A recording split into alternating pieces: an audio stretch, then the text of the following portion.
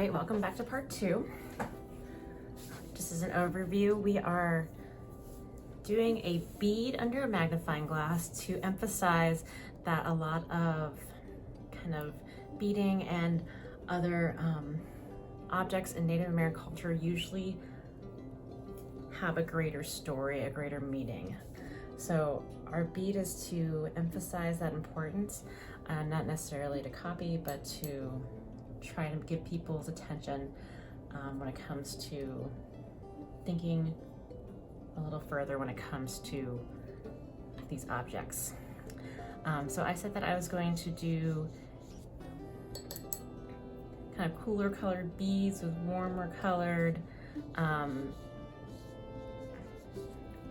backgrounds. So I'm gonna go ahead and finish my sky. I kind of wanted to do like a morning sky.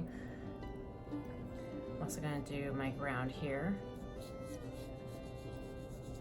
Remember, your artwork does not have to look exactly like mine. I just ask you that any images you do, you should have them be kind of general. Do not copy things from other artworks that you might see. Landscape, I feel, is pretty general, so you could do another landscape maybe with just different attributes of the landscape. Maybe not mountains, maybe you do desert. It's up to you. You could do a closer up scene. There's many other kind of natural things you could put inside this bead, like crops or different kinds of plants that are native to this area. You can also just kind of copy me because I'm allowing you to.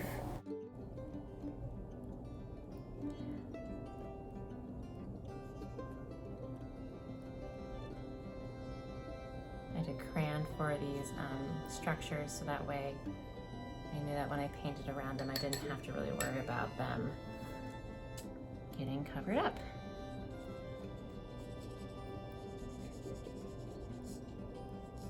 All right. So while it's drying, I'm going to go ahead and I'm going to work on my frame of my composition, which is my magnifying glass. I'm going to work on the ropes that are going through the beads, and then I'm going to do kind of a more painterly background. I decided that I'm going to do lines that come out from the bead, kind of like it's shining. And like I said, my background's going to be warm colors. I'm going to speed this up because remember, you don't have to do the design exactly like me, but I'll show you how I plan to do mine.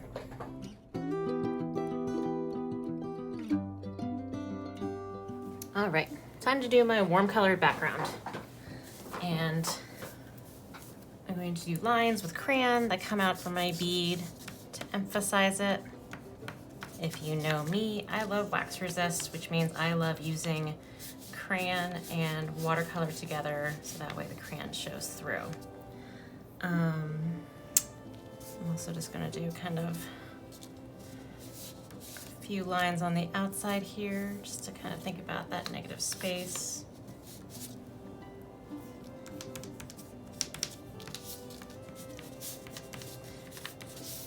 All right, yellow's a warm color, so that's part of my background. And then I'm going to be using reds and oranges. I'm going to do it kind of in a way where they flow together.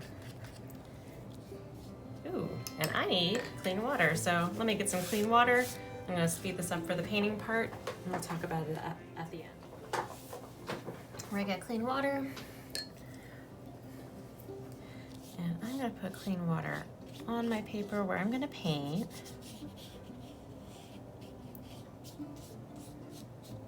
So that way, when I'm using my colors, they will actually blend together a little bit.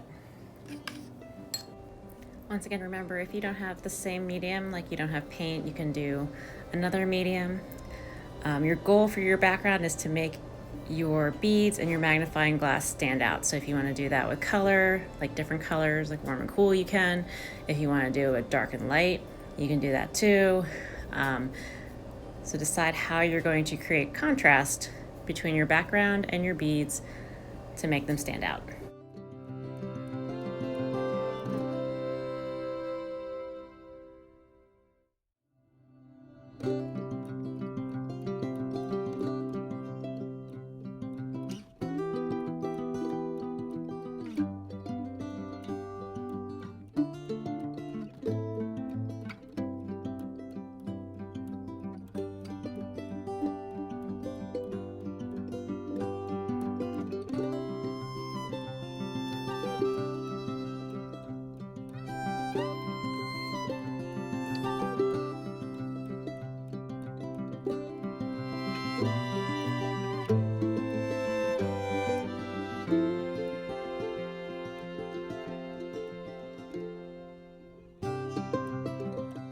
And there you have it, my bead inspired by Native American culture to encourage people to look closer into the stories of these objects.